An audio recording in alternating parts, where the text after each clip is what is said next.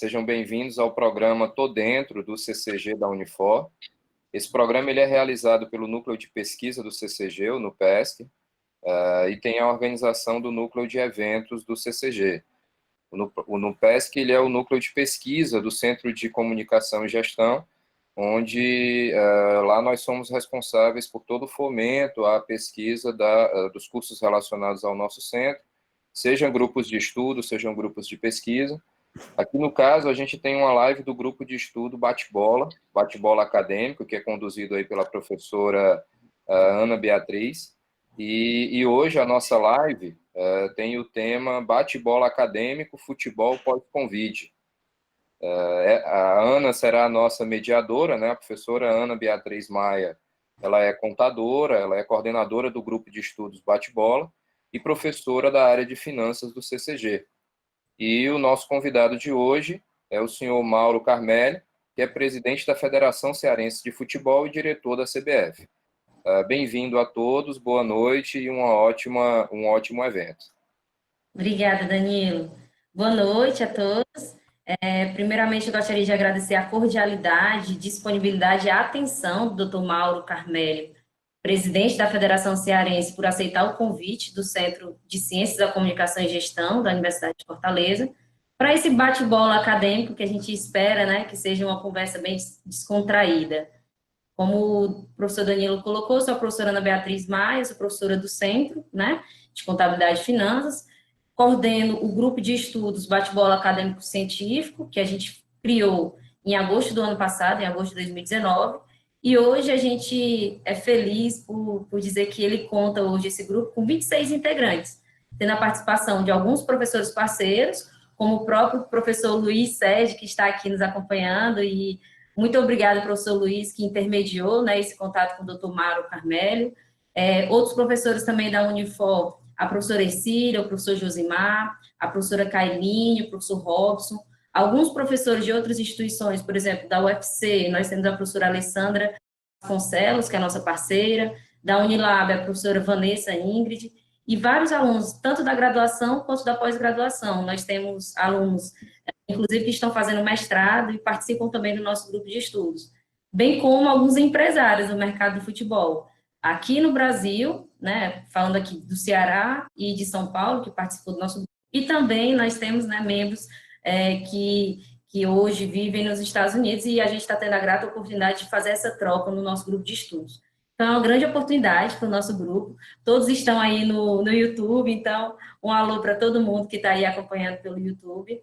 É uma grande oportunidade para a gente fazer esse debate, mas também para outros pesquisadores, estudiosos e entusiastas do futebol, que podem conhecer dessa forma um pouco sobre o universo não apenas do futebol cearense, que é o que a gente vai tratar mais especificamente com o Dr. Mauro Carmelli, mas também sobre o futebol brasileiro de uma forma geral. Então, para iniciar esse debate, eu vou fazer uma breve apresentação do nosso convidado, Dr. Mauro, porque pode ser que tenham aí algum telespectador, alguém que está acompanhando a gente pelas redes sociais, e que não tem, né, o conhecimento de toda essa bagagem do Dr. Mauro. A gente estava aqui conversando antes um pouquinho, e como a gente às vezes não para pensar, né, quanta responsabilidade é presidir uma federação como a Federação Cearense. Então, o Dr. Mauro Carmelli, ele é egresso da Unifor, ele se formou aqui na Unifor, no curso de Direito. Ele entrou efetivamente no futebol cearense em 1989, como procurador do Tribunal de Justiça Desportiva, foi auditor e presidente da primeira comissão disciplinar criada pela Lei Pelé. Em 1993, assumiu o cargo de diretor jurídico da Fundação Cearense de Futebol. Em 2005, foi eleito vice-presidente da mesma fundação. Em 2009, foi eleito presidente e reeleito em 2013 e em 2017, com a unanimidade de votos. Desde 93, é membro do Instituto Brasileiro de Direito Desportivo e desde 2009 é membro efetivo do Conselho Estadual do Desporto, do Governo do Estado do Ceará. Notabilizou sua gestão pela modernização e informatização da entidade, criou diversas competições nas categorias de base, nas ligas interioranas, foi idealizador da Copa Fares, homenagem ao seu tio e ex-presidente, torneio criado em seu primeiro ano de gestão e que cresce a cada temporada com a Copa do Brasil, da CBF. Participa de diversas comissões de reformulação e atualização do futebol brasileiro, na Confederação Brasileira de Futebol, como assessor e representante das federações. Em 2014, foi nomeado representante da CBF na Confederação Sul-Americana de Futebol, na Conmebol. Foi indicado pela CBF também para ser o representante votante nas eleições da FIFA em 2015 e 2019. Foi chefe da delegação da Seleção Brasileira Sub-17 e Sub-20 nas competições mundiais da FIFA em 2014 e 2015. Da seleção feminina no Torneio Internacional UBA de Seleções Femininas em 2019. E no feminino Sub-20 em 2018. Grande currículo aí, né, doutor Mauro? O senhor gostaria de acrescentar mais alguma experiência? Lembrando que essa biografia, essa breve biografia lá da federação, né? Não, olha, gente, primeiramente, um prazer grande estar aqui com vocês, conversar com vocês, bater um papo sobre futebol, aquele que a gente gosta. Mas de tudo isso aí, Ana, eu tenho o maior orgulho, é que eu comecei no futebol realmente como gandula. É meu grande orgulho, o Luiz Sérgio sabe desse meu orgulho que eu tenho. Eu comecei como gandula dentro da própria federação, aquele garoto que vai pegar a bola quando a bola sai e tudo. Passei um breve tempo, um ano e meio, e foi ali que eu comecei já a conviver, vendo os jogadores, vendo os dirigentes de futebol e participando. E dentro disso aí eu tenho um grande orgulho do meu currículo, que começamos em 89, mas isso aí já vem um bocado de tempo já. Muito obrigada, doutor. Doutor Mauro, eu gostaria de iniciar com uma pergunta que eu acredito que seja bem importante para aqueles que estão iniciando seus estudos em pesquisas na área, bem como aqueles torcedores que, apesar de acompanhar os seus clubes, não sabem muito como funcionam as organizações e o que compete a cada órgão. De uma forma simples, como que a gente poderia diferenciar a FIFA e aí a Conmebol, né, as demais associações, a CBF e as federações estaduais no funcionamento do mercado de futebol? Como que a gente poderia estabelecer essa hierarquia e com relação às suas competências? Olá, gente. A FIFA é a federação, a instituição maior do futebol mundial. E para cada continente, vamos dizer assim, há a especificação de uma confederação. No caso, na nossa América do Sul, é a Conmebol. Quem acompanha o futebol europeu sabe que é a UEFA, que é a entidade maiores que comanda o futebol todo europeu, a nossa Conmebol. No Brasil, nosso país, é a CBF, e a CBF tem a ramificação de suas federações. Existem hoje 27 federações em cada estado, tendo a sua individualidade de comandar o futebol em cada estado seu, e também a situação das ligas do interior de cada cidade, nosso estado, há ligas do interior. Efetivamente, hoje no futebol cearense, existe somente 60 que têm condições de estar acompanhando a organização da entidade da federação. Mas, organizacionalmente, é essa estrutura que nós temos. A FIFA compete competições mundiais, não só Copa do Mundo, mas competições de futebol de base, de futebol feminino, dentro da estrutura mundial. A Conmebol, a parte estrutura da América do Sul, CBF na parte da Federação Nacional do país e as federações e cada ramificação de cada seu estado. Entendi, doutor Mauro. Obrigada aí pelo esclarecimento. Acho que é importante a gente iniciar, né, apresentando cada uma dessas instituições. E aí, com foco, com base no nosso tema, né, que é o futebol pós-Covid, para a gente iniciar esse debate, a gente sabe que nenhum mercado econômico é viável se não consegue gerar receitas, né? No site da Federação Cearense de Futebol, na sua biografia, é dito que a sua gestão fomentou as receitas dos clubes e contribuiu para a profissionalização do futebol cearense, informatizou e elevou o nível de profissionais da entidade e também o número de representantes cearenses no cenário nacional. Um dos objetos de pesquisa mais investigado pelos pesquisadores na área diz respeito ao desempenho econômico e financeiro dos clubes de futebol. Continuando com esse debate sobre as principais diferenças entre esses órgãos, como que a gente poderia diferenciar a FIFA, Conmebol, CBF, federações estaduais e clubes de futebol quanto à sua principal fonte de recursos, e aí, por sua vez, a sua sustentabilidade? No sentido dos clubes, quais são as principais fontes de receitas, de recursos, federações, CBF, Conmebol, FIFA, E aí, a partir desse conhecimento das fontes de recurso, como a gente conseguir prever aí uma sustentabilidade dessas organizações? Olha, gente, nós temos que dar um break do que foi o passado, que anteriormente era realizado dentro do futebol. Antigamente, o futebol era feito apenas, os clubes sobreviviam, as federações, confederações, no caso da CBF, convivia automaticamente somente de renda de jogo. Só trabalhava a parte de ingresso, compra de ingresso, venda de ingresso. Havia aquela situação de que o torcedor comprava ingresso, o ingresso que chamava muita brincadeira, o baú do futebol, que era o dinheiro da torcida de futebol. O torcedor ia para o campo, pagava o ingresso e contratava jogadores, tudinho. De um tempo, um período para cá, uns 10, 15 anos para trás, voltou-se a situação de criar novos elementos. Foi quando iniciou o televisionamento de jogos, que foi a parte comercial de marketing publicitário dentro do futebol. Os clubes começaram a utilizar uma outra sistemática de propaganda nas camisas, placas publicitárias ao redor do campo, situações de marketing, de trazer hoje, como é a grande fonte do futebol cearense, do Ceará e Fortaleza, que é o sócio-torcedor, aquele sócio, o torcedor que é o sócio do clube. Anteriormente, havia, dentro da situação de os clubes, eram apenas cardeais, eram dirigentes, aqueles cartolas antigos que dirigiam cada clube, era um grupo fechado de pessoas. Hoje não. Há clubes que têm a situação de sócios, que são torcedores mesmo, que acompanham, votam, elegem, escolhem os seus dirigentes. Há uma situação mais democrata dentro do futebol, democrática, e dentro dessa situação é que foi aparecendo novas receitas, novas rendas, novas fontes para os jogos.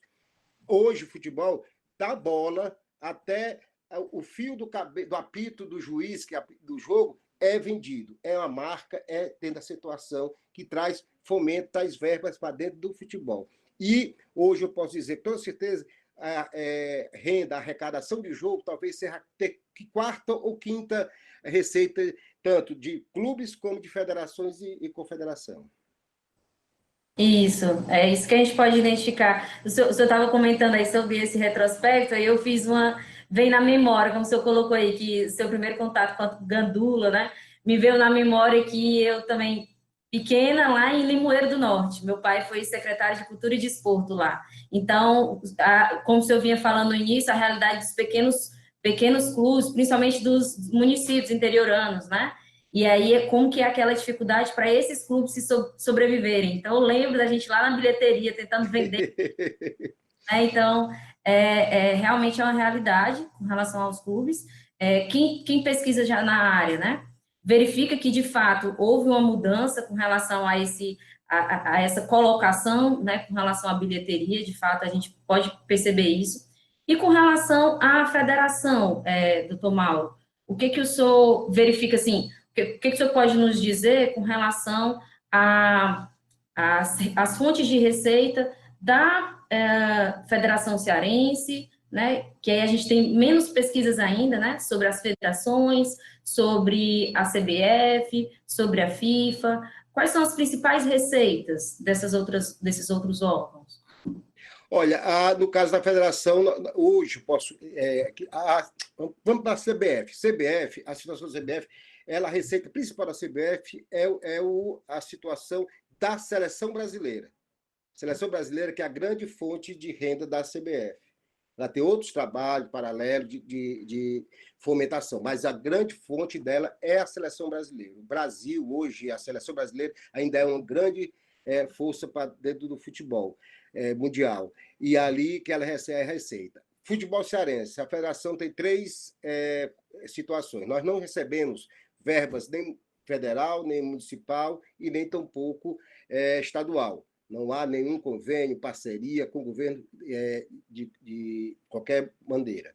E, no caso, nós temos apenas o quê? A arrecadação de jogos, que é o valor de 5% de cada bilheteria de cada jogo, quer seja jogo positivo, renda negativa, que deu um torcedor ou que deu 50 mil torcedores. Ela tem receita de 5 mil, ou 5% da renda bruta. Nós temos também uma participação que a CBF faz um repasse mensal, de algo em torno de 80 a 85 mil reais. Isso aí é mensal, é o que é a situação para poder pagar as despesas físicas da federação, tanto funcional como do prédio, a despesa dela. Como também a parte de registro, por conta de transferência de jogador, ela serve também um pouco como cartório, para poder ter o controle e a participação da situação de cada clube nas suas federações. Essa é basicamente a receita da federação. A federação pergunta, e a federação tem dinheiro? Não tem. A federação não tem dinheiro, por quê? Porque a grande participação de lucros, de superávit dela, no caso, é para fomentar o interior, principalmente. As cidades do interior, aquele município, como eu estava falando antes de iniciar, Ana, que faz o futebolzinho ao redor da corda, no interior, é aquele que tem o torcedor que fica vendendo, o dirigente vendendo a rifa para poder jogar e assistir o jogo da cidade, do interior. Essa é a grande força que a federação faz através, não só da FCF administrativa, como também nós temos um trabalho muito forte da FCF social, no caso do trabalho que a gente faz de ajuda, de apoio a essas extensões. Como também há a situação de quê? De participação com os clubes de situações de transmissão de televisão, de parte de marketing comercial, que a federação também faz, para que possa ter essa subsistência. Entendi, doutor. Obrigada aí pelos esclarecimentos. E aí, entrando aqui, né, sobre o futebol pós-Covid. Agora que a gente tem uma ideia sobre essa estrutura necessária do futebol, também com relação às próprias receitas dos clubes, da federação, como o senhor vê, né, esse impacto, e aí qual seria esse impacto da Covid-19 para os clubes e para a Federação Cearense de Futebol? Ana, nós tivemos a situação e foi pego todo mundo de surpresa. Nosso campeonato estava em andamento, a primeira divisão, os 10 clubes disputando a competição, quando em março estourou toda a situação, primeiramente pelo OMS, Organização Mundial de Saúde, depois pelo governo federal, logo o governo estadual também, e paralelo a isso, o futebol também. O CBF tomou decisões em meados de 15, 16 de março, e a federação fechou o futebol cearense em 18 de março. De lá para cá, a gente vem trabalhando no sentido da subsistência desses clubes, dessa situação, porque, paralelo a isso, muitos jogadores perderam emprego, muitos jogadores suspenderam o contrato, clubes fechados, e nós estamos há 62 dias numa situação de espera, de angústia, aguardando essas decisões, porque não só é o clube de futebol, mas por trás dele tem vários jogadores, tem vários funcionários, dirigentes, comissão técnica, treinadores. Há também o futebol de base, que nós chamamos, que é aqueles garotos que quem deseja a vontade de ser atleta de futebol, com 15 anos, 17, nós só fazemos competições de sub-15, 17, sub-20, sub-13, nós fazemos também aquele garotozinho que antigamente era chamado de date-leite, o menino que tem vontade de voltar, tem vontade de entrar no futebol.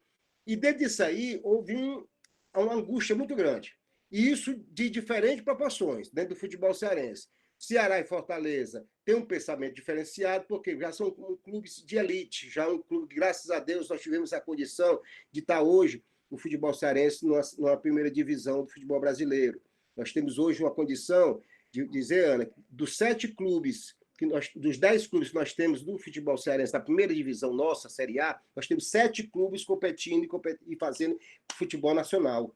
Nós temos 2 clubes na Série A, que é o Ceará e Fortaleza, o Ferroviário está na Série C, na terceira divisão, ou seja, dentro do grupo de 60 melhores clubes do Brasil, isso é muita coisa importante. Floresta, que é um clube aqui de Fortaleza, juntamente com o Guarani de Sobral, que já foi campeão brasileiro, agora, recente, 2010, pela Série D, vão participar pela Série D. Caucaia e Barbalha participaram da Copa do Brasil, numa competição que é acoplada por vários representantes de federações, isso aí tudo a nível técnico, através de vitórias dentro da competição. Dentro dessa estrutura que a gente faz, pensando sempre na situação de que cada clube passa.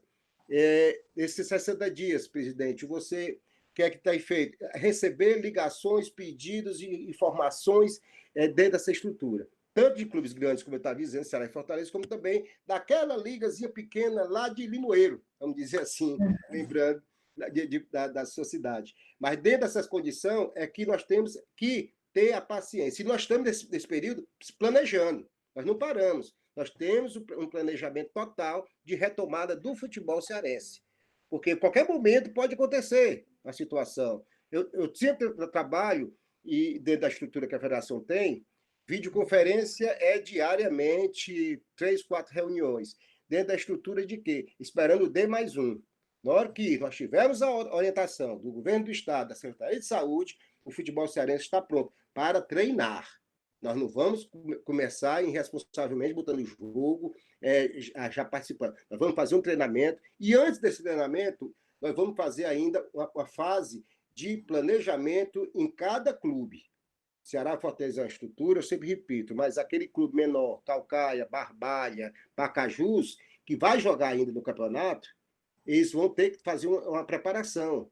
O vestiário, o local do campo, o estádio, o treinamento é diferenciado dos clubes maiores. Fortaleza e Ceará tem um centro de treinamento, quem não conhece, de 3 campos de futebol e fora outros locais, outras situações. E o clube de futebol do interior mal tem aquele campo de futebol, mal tem aquele estádiozinho que a prefeitura cede. Então, nós temos que reestruturar tudo isso. Com base nisso, aí nós formamos uma comissão médica, o doutor Henrique Bastos, que é o nosso comandante da federação desse trabalho, que ele já é um médico bastante experiente dentro do futebol cearense, já foi médico do Ceará, do Fortaleza, da própria federação, e é membro da comissão médica da CBF, fez um planejamento, um protocolo médico excelente. Tenho certeza que já foi, depois de apresentar ao governador, ele vai dar como exemplo e molde para as outras federações basquete, vôlei do Ceará, futsal, handebol, outros esportes. Tenho certeza que o manual que o futebol cearense fez é exemplar e pode ser compilado para muitas situações. Claro, cada uma tem uma situação diferente. O futebol tem uma situação diferente. Jogador, nós temos desde o início, o jogador chegando no dia D+1, ele vai chegar, vai fazer os testes. Esses 4 menores clubes, a federação vai ceder, vai adquirir os testes para fazê-los, porque, além disso aí, nós podemos lembrar que esses 4 clubes pequenos, repetindo, Caucaia, Atlético, Pacajus e Atlético, Caucaia, Pacajus e Barbalha, esses 4 clubes. Esses 4 clubes só jogariam no campeonato estadual mais 2 partidas. Depois entraríamos numa fase semifinal. A fase semifinal do Campeonato Cearense já está definida, que são 4 clubes. Falta apenas saber a colocação de cada clube. Ceará, Fortaleza, Ferroviário e Guarani, que vão jogar em uma partida, cada um, nessa semifinal. Ou joga Fortaleza com o Ceará, ou Fortaleza com o Guarani Sobral, com o Ferroviário, vai depender da colocação. Primeiro contra o quarto, segundo contra o terceiro. Dentro dessa estrutura, aí jogaria uma partida e depois teríamos 2 partidas finais. No caso, eu repito a vocês, aqueles 4 clubes que nós falamos anteriormente, os menores, eles só têm essas 2 partidas. Dentro desse trabalho de 2 partidas, nós temos que dar uma ajuda, um apoio a eles, para a reestruturação. E aí vai ser feito todo o trabalho de videoconferência com os jogadores, explicando o cuidado, o zelo que eles têm que ter um com o outro, chegar em casa, sair do clube, saindo do clube, ele vai ter que ter o cuidado também, porque lá ele está convivendo com a família, dentro dessa estrutura. Tudo isso aí vai ser um ensinamento.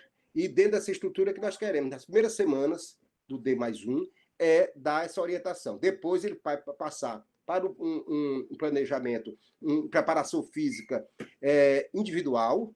Junto com isso, ele vai receber esse acompanhamento desde o início, minta você, de nutricionista, de psicólogos, de orientadores, até mesmo lado financeiro deles, que alguns tiveram abalo financeiro nessa situação.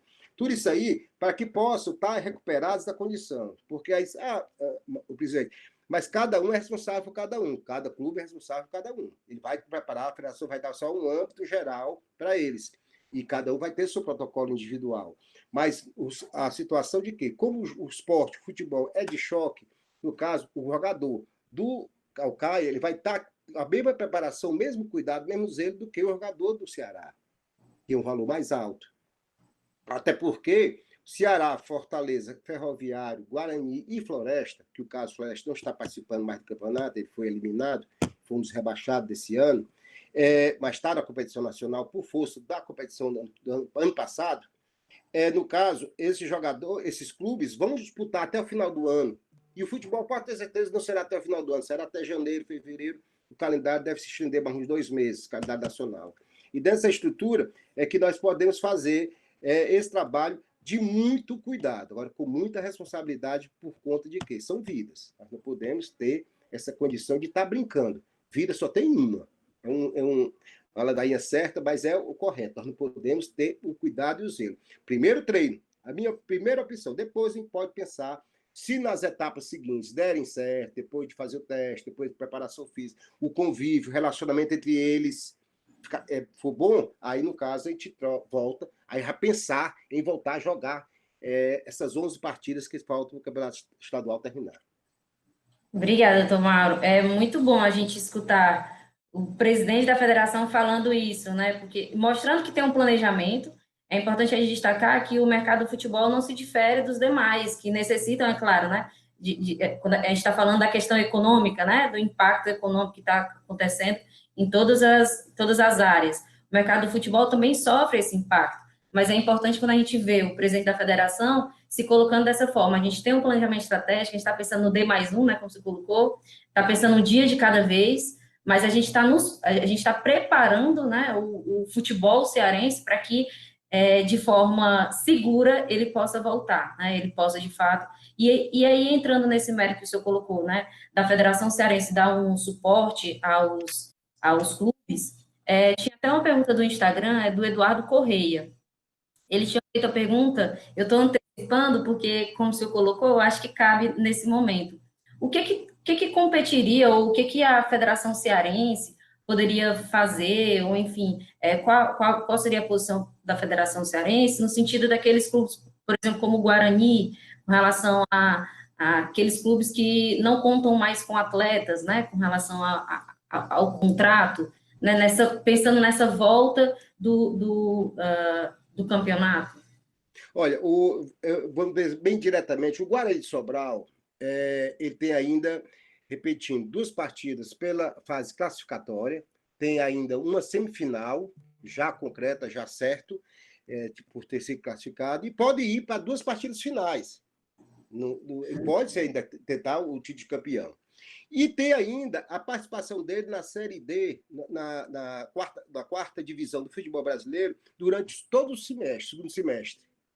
Eu não entendi, e também vieram me explicar, e eu tenho um modo de administrar, cada clube é cada clube. O Ceará tem o Robson de Castro como presidente, o Robson que trabalha, que faz, organiza e tudo. No momento que for o Ceará necessitando de um diálogo com a situação com o Fortaleza, através do Marcelo Paes, é que a federação vai entrar para conversar. Mas cada administração é individual.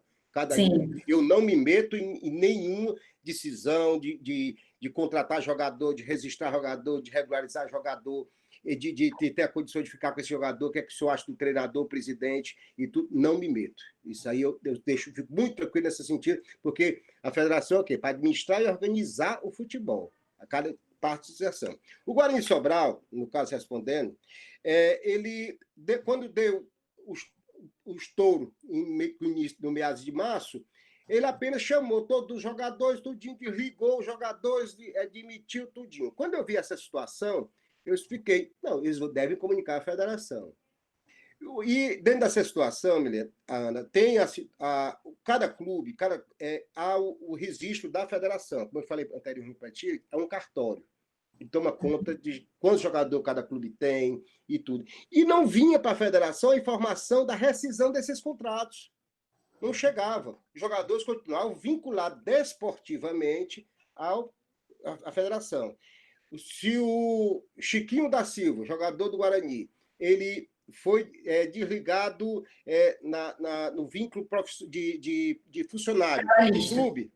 E quando ele fosse trabalhar no Sport Recife, e o Sport Recife solicitasse à federação a transferência dele, eu dizia, não, ele está vinculado ao Guarani.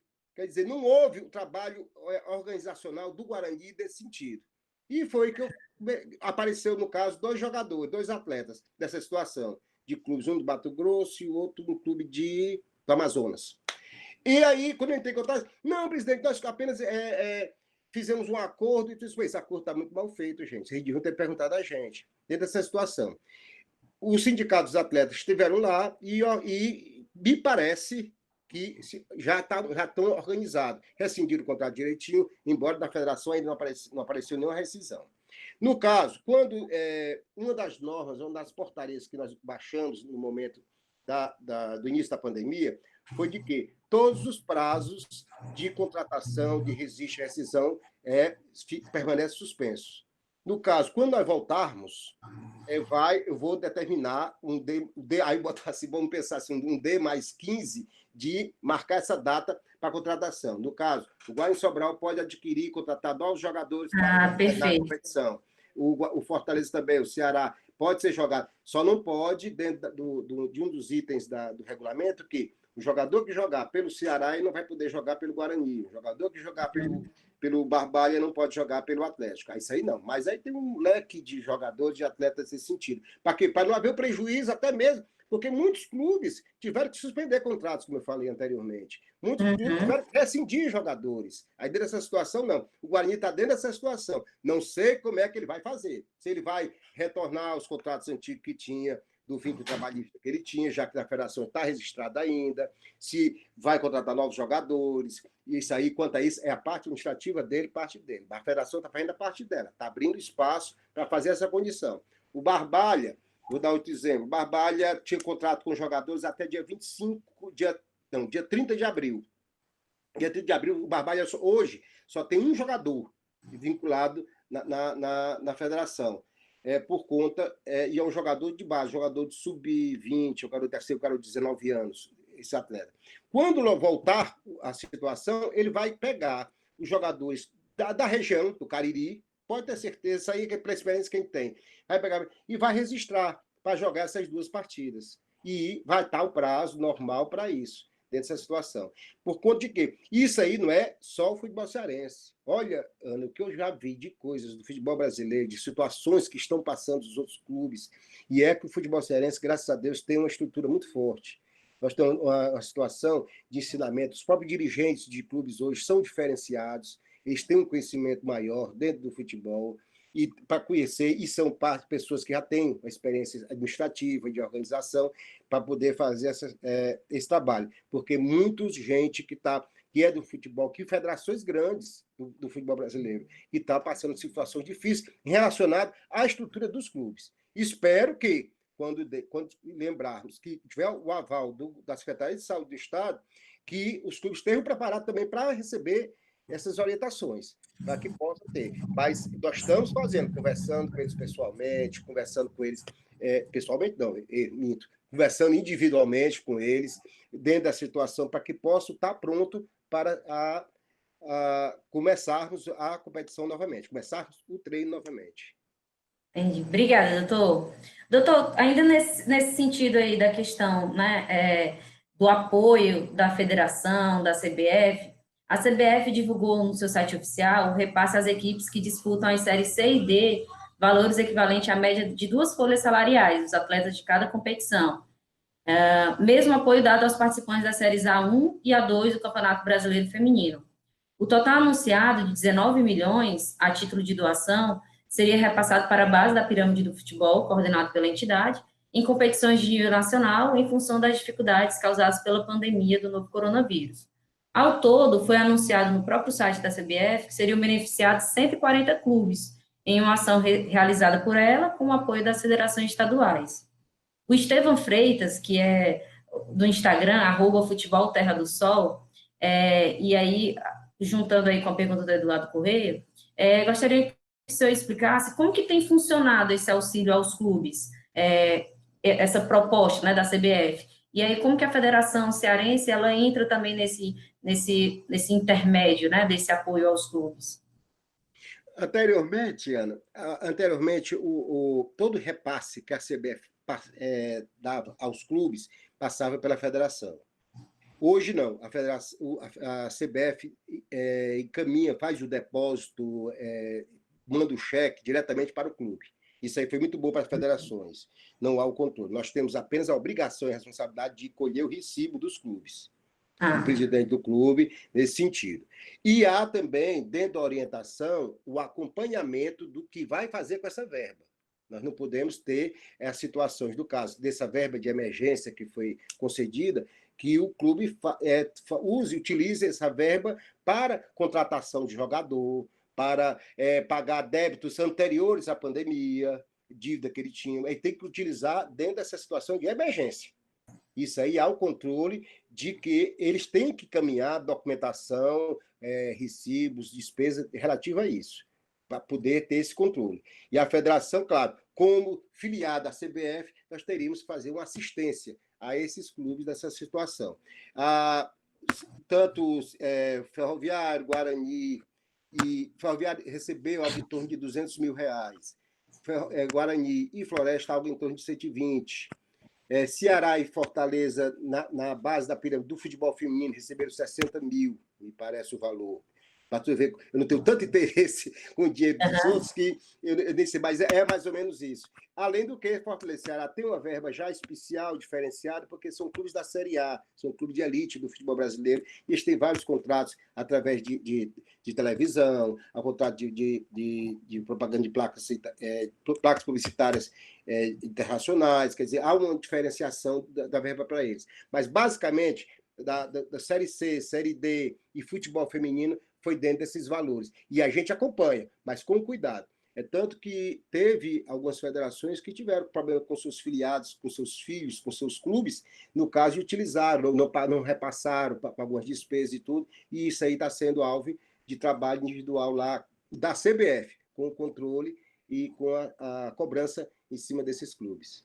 Entendi. Então, a CBF, ela repassa direto para o clube Hoje sim. Anteriormente, há uns 8 anos atrás, ela trabalhava com depósito na federação, e a federação repassava aos clubes. Hoje não, há uma relação muito grande, principalmente para clubes que representam o futebol local nas competições nacionais. No caso, Ferroviário, Guarani, Floresta e também o caso Ceará e Fortaleza hoje nas competições nacionais. E, claro, e Barbalha na época da Copa do Brasil. Entendi, doutor. Doutor, no último domingo, antes de ontem, né, o secretário-geral da CBF, Walter Feldman, participou ao vivo do Troca de Passes. Não sei quem está assistindo aí se assistiu. E um dos assuntos abordados na entrevista foi o suposto caso de desvio da verba repassada pela CBF ao futebol feminino. Em reportagem publicada nessa semana, o Globo Esporte revelou que 3,7 milhões distribuídos aos 52 times da Série A1 e A2 do Brasileirão Feminino, a maioria não transferiu o pagamento para as jogadoras. O secretário, né, geral, Feldman, explicou que o dinheiro foi cedido para cobrir os salários dos atletas, né, a CBF forneceu, com exigência da prestação de contas, e anunciou que a denúncia que foi realizada já está sendo investigada pela própria CBF.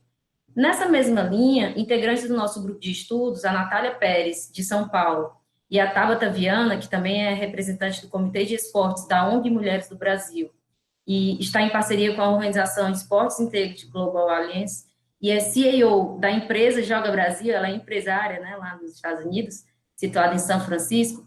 Elas perguntaram, o que pode ser feito para assegurar o bem-estar dos profissionais do futebol feminino?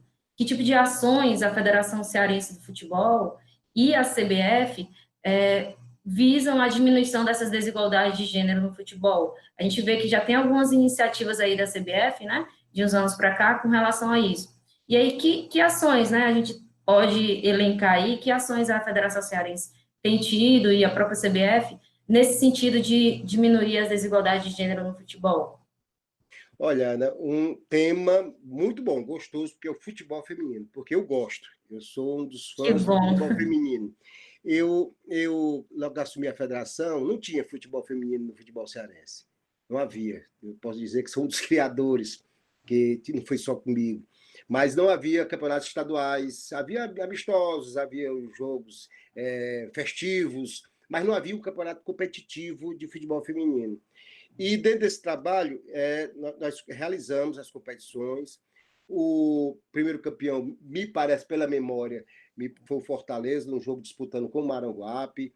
Logo depois o Ceará passou a ter uma hegemonia muito grande. E o Caucaia, por incrível que pareça, o Caucaia passou um grande período comandando o futebol feminino cearense, com competições nacionais, representando o futebol cearense na Copa do Brasil feminina, nos campeonatos brasileiros. Fez uma bela campanha o Caucaia. Infelizmente, é aquela situação que depois a gente pode até tocar, é a dependência financeira dos clubes do interior, as prefeituras ainda. E depende muito da situação. Eu brinco com o meu pessoal dizendo que é o humor do prefeito e o humor e a oposição do presidente do clube, porque muitas vezes não se compatibilizam, aí vai ter, claro, que deixar todo um projeto, um trabalho que é realizado. Mas o futebol feminino cearense, nós temos uma situação hoje de estrutura do futebol feminino ainda adulto, nós não estamos estruturados ainda, a realidade é essa, eu sou muito sincero das situações, mas mesmo assim eu já estou tentando um trabalho de renovação. Nós já estamos também fazendo um campeonato feminino sub-20.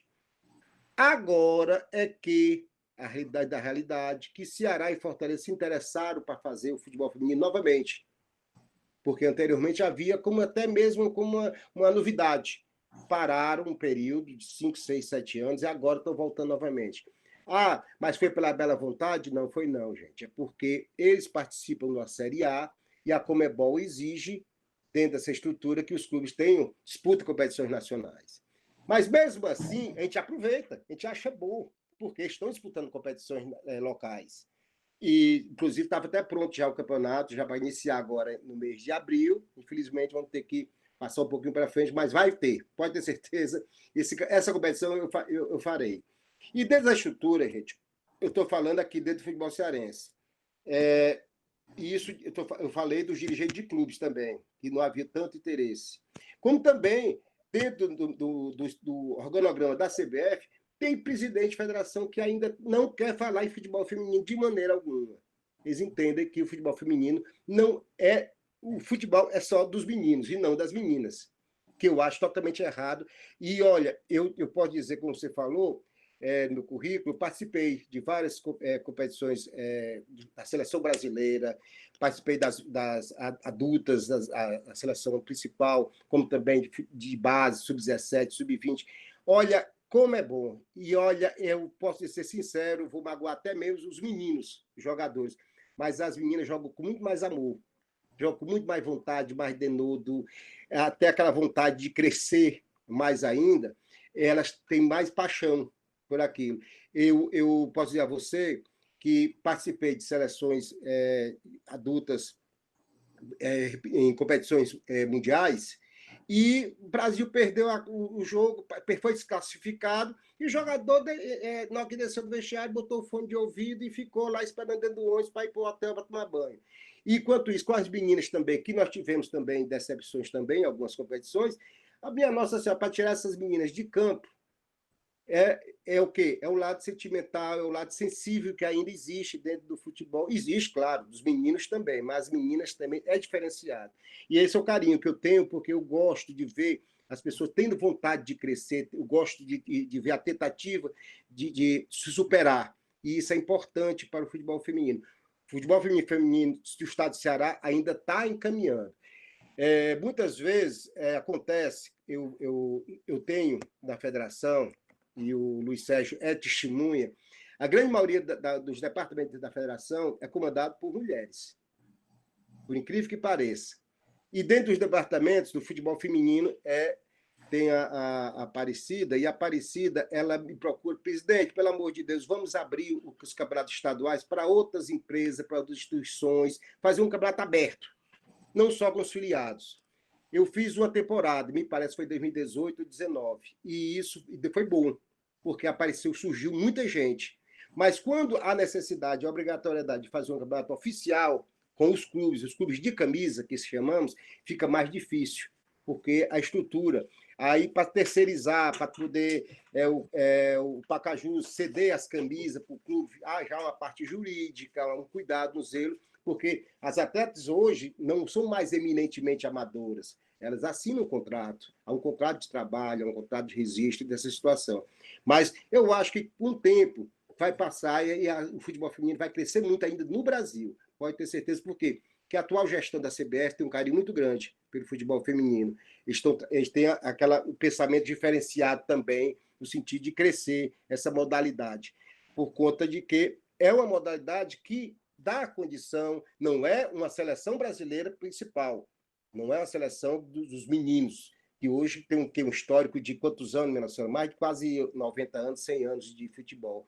Mas tem a história do futebol feminino que está crescendo. Toda vida que nós colocamos a seleção brasileira em campo de feminino, nós temos orgulho do trabalho que elas fazem. E isso, denota a vontade, vai quebrando muito preconceito, vai quebrando muitas situações de barreiras que elas têm. Mas vai dar certo se Deus quiser. Doutor Mauro, muito bom escutar o presidente da federação novamente. Eu gosto de ressaltar o presidente da federação porque o senhor é o líder máximo aqui do futebol cearense, é o líder que a gente observa. Eu peço até desculpa, Ana, porque eu falo com tanto entusiasmo que às vezes eu posso até me prolongar. Eu gosto de falar sobre futebol. E eu gosto de dizer não, eu agradeço. Inclusive, o futebol feminino, a estrutura do futebol feminino é o tema da minha tese de doutorado. Qualificar na próxima semana. É muito legal a gente ver a razão também nesse momento, quando o senhor coloca que não, no futebol cearense a gente não tem uma estrutura profissional ainda. E ainda a gente tem muito a caminhar. E aí falou com relação a essa questão da política, com relação à maturidade também dos próprios gestores. A gente tem uma pergunta aqui do YouTube, do Arenilson Macena, que por acaso ele é meu pai. Ele perguntou: a profissionalização na gestão do futebol cearense estende-se mais a algum clube do futebol cearense ou só mesmo ao Ceará e Fortaleza? Como o senhor vê com relação à profissionalização da gestão hoje? Olha, tá mudando agora lentamente. Como ele deve lembrar, demorou muito a Ceará e Fortaleza colher essa experiência de gestão, de compliance, de trabalho. Nós temos hoje, você pode dizer, a gestão profissional, Federação, Ceará e Fortaleza. O Ferroviário está quase neste caminho, quase galgando essas situações. Mas, como eu disse anteriormente, o problema maior não é as clubes da capital, porque a grande maioria tem essa estrutura já, um pensamento diferenciado. Além de que existem clubes e empresas. Nosso caso é o Floresta, que é um clube empresarial, como também é o caso do Atlético, que era o antigo Uniclinic, que hoje também é um clube empresa. Mas a grande maioria, nosso problema maior, é a situação dos clubes do interior. Gente, para poder transformar, mudar o pensamento desses meninos numa gestão profissional, para poder adquirir, quando eles só pensam em quê? Quanto é que eu vou receber? Quanto é que eu vou fazer? Quanto é que eu vou pedir ao prefeito? Quando é que eu vou trabalhar? Quanto é que eu vou precisar? Presidente, eu estou precisando de dinheiro. Isso aí eu estou falando de a grande maioria, clubes de terceira divisão também. E nós temos 3 divisões de futebol cearense. Nós temos 10 clubes na primeira, tem 10 clubes na segunda e talvez uns 8 da terceira, porque como é a última divisão, muitas vezes o clube não participa, ou não participa, depende da condição dele. E muitas vezes, Ana, e não gosto. Eu vou ser muito sincero a você, eu não gosto. Presidente, me arranja dinheiro para comprar gasolina para poder o ônibus voltar para casa e tudo. Que eu vejo que não há uma organização ainda. E eu sei que ele não tem essa estrutura, por quê? Porque é um timezinho pequeno do interior, muitas vezes não tem essa condição, e faz ali porque gosta.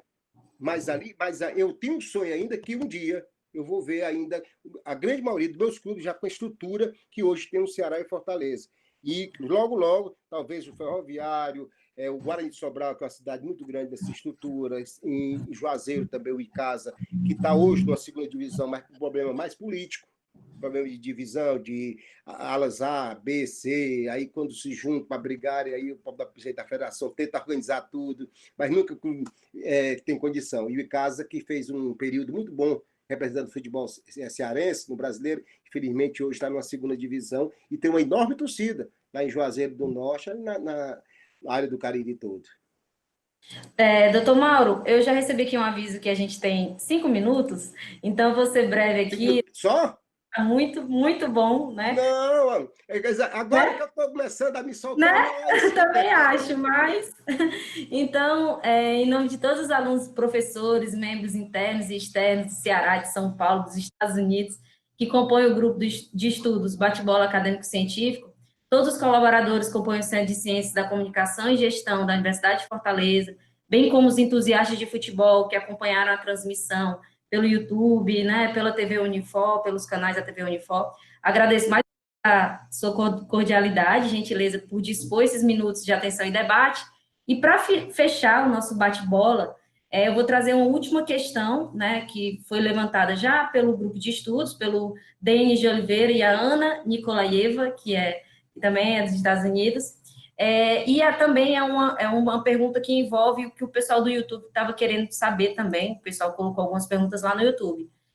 Diz respeito à visão da Federação Cearense, a sua visão, e da CBF em relação às categorias de base do futebol brasileiro.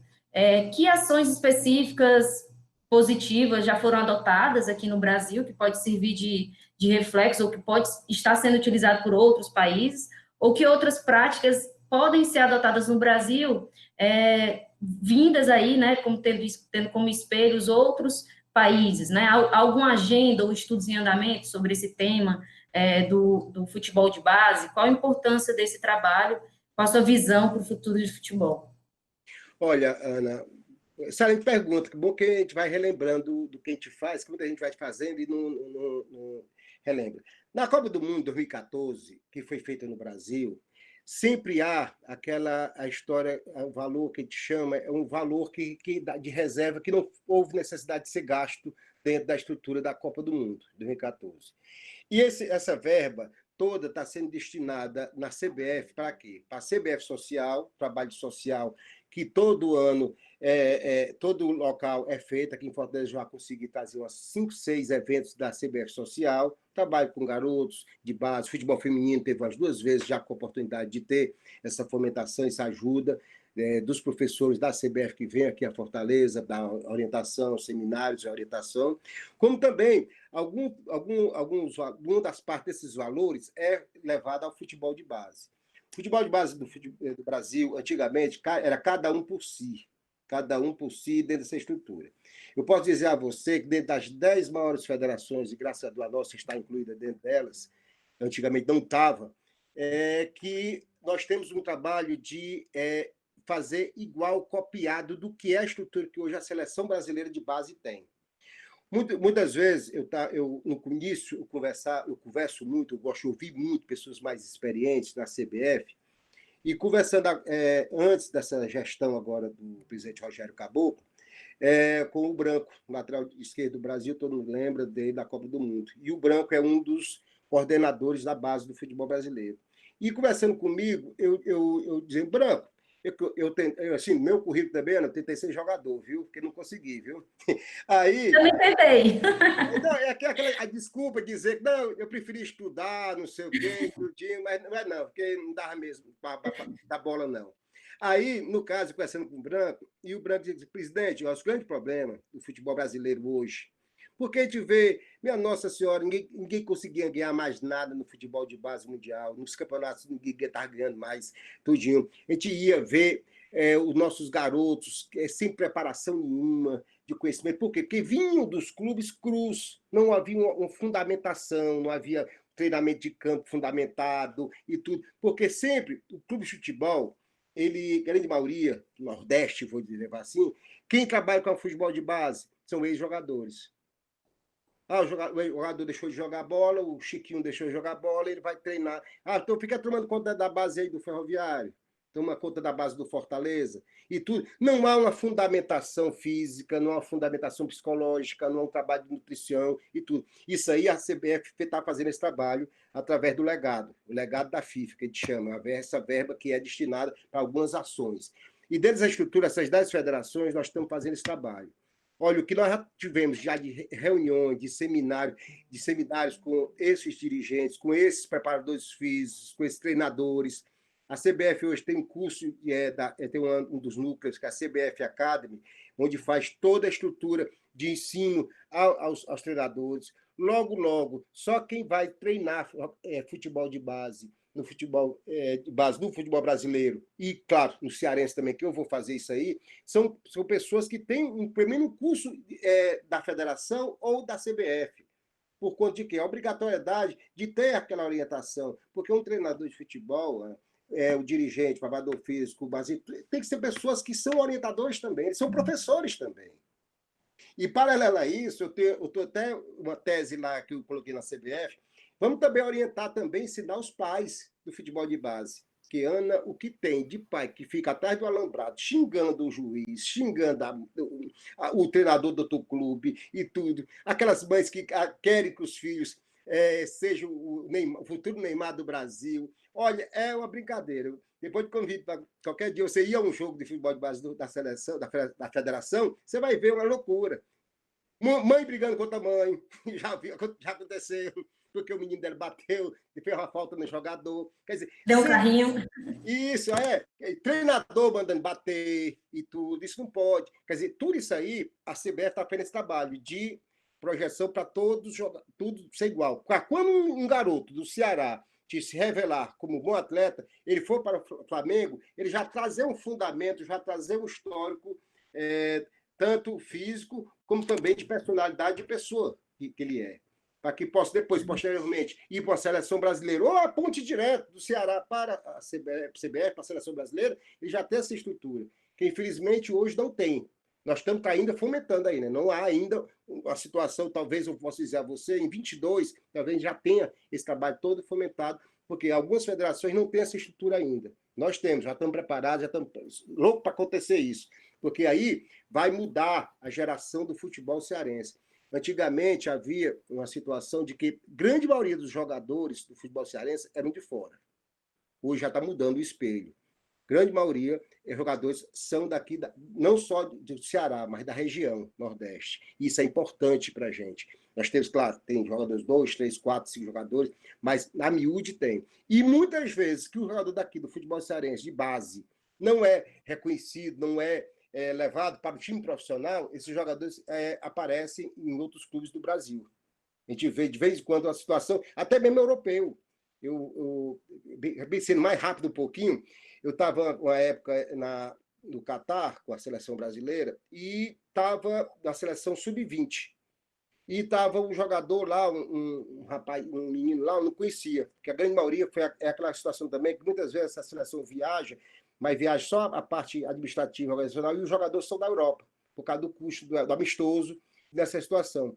E lá estava um garoto, um rapaz aí, e o rapaz olhando para mim todo tempo, né? Eu disse, rapaz, que esse menino me conhece? Lá eu fiquei na minha. E chamei o Nocaute, que era um massagista, disse, Nocaute, me diga uma coisa, quem é esse rapaz? Presidente, o senhor não sabe quem é, não? É o Wallace, que joga no Bayern de Munique. Aí eu disse, o Wallace que joga no Bayern de Munique. Eu não vou mentir para você, não acompanho muito futebol europeu. Eu não sei, eu conheço os clubes, mas jogador, o Wallace, tá certo. Aí tá bom. E passou um dia, teve um treino, aí ele saiu do treino, presidente, o senhor não está me conhecendo, não. Eu disse, não. Aí ele disse, não, é que eu comecei jogando, eu comecei a jogar, sabe aonde, presidente? Eu disse, jogava onde, rapaz? Aí ele, não, eu comecei a jogar no Icasa, de Juazeiro. Eu participei dos campeonatos de base que o senhor realizou lá, o troféu da Taça Padre Cícero, lá, tal. E eu era o capitão e o senhor tem. E tu tinha quantos anos naquela época, menino? Não, eu tinha 16 anos. Hoje eu estava mais ou menos, na época ele estava com 23 anos. E é um baita do lateral esquerdo, um jogador que é reconhecido, está sempre selecionável, um lateral esquerdo. E o que foi que aconteceu? Aí há aquela situação dos clubes cearenses não se organizarem. Por quê? Porque quando o jogador vai para a Europa, há transferência de jogador da Europa, mesmo que ele faça uma ponte com o Flamengo, vai para a Europa, vai para o Grêmio, vai para a Europa, o clube recebe um percentual, por clube ser o clube formador, o clube que teve o início do atleta. E o Icasa perdeu um bom dinheiro dessa situação, de várias transferências que ele teve. Que ele foi de um time, ele saiu do Icasa, em Juazeiro, foi para o Atlético do Paraná, através de um empresário. Lá do Atlético, ele foi para um time pequeno lá da Alemanha ele saiu para a Iugoslávia, aí fez vários tours, vamos dizer assim, pela Europa. E chegou. E toda a transferência o Icasa perdeu, porque prescreveu o período. Nós estamos tentando agora, essa última que ele foi para outro clube lá, tentando ver se ele consegue, um clube da Rússia, ver se ele consegue receber algum valor. Mas tudo isso aí é a falta de organização, é a que você me falou, é a parte profissional, como é que vai a organização profissional de cada clube. Porque anteriormente, não posso negar, não, vocês, eu vi muito dirigente com um papelzinho, caderninho, aquele caderninho de mercearia, anotando de caneta as situações. Presidente, eu posso fazer uma perguntinha rapidinho para o senhor? Pois não, filho.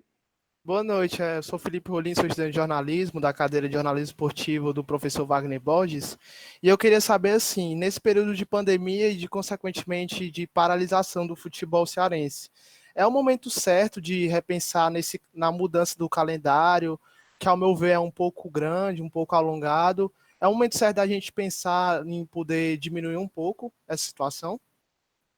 Felipe, olha, o calendário nacional é grande. Realmente, eu confesso a você, é muito extenso. Mas por conta de quê? Nós temos um grande problema no futebol brasileiro. Eu sou um dos que brigo, reclamo muito, porque a estrutura, se querer comparar com o futebol da Europa, a UEFA, os clubes lá jogam os seus campeonatos locais, que o campeonato alemão já começou domingo passado, um campeonato inglês, campeonato de espanhol, português. Dentro dessa condição, eles têm. Nós já temos um diferencial. Aqui, o Brasil é um continente.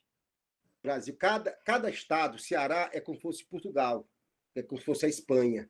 E depois a CBF seria como a UEFA, seria todo o continente europeu.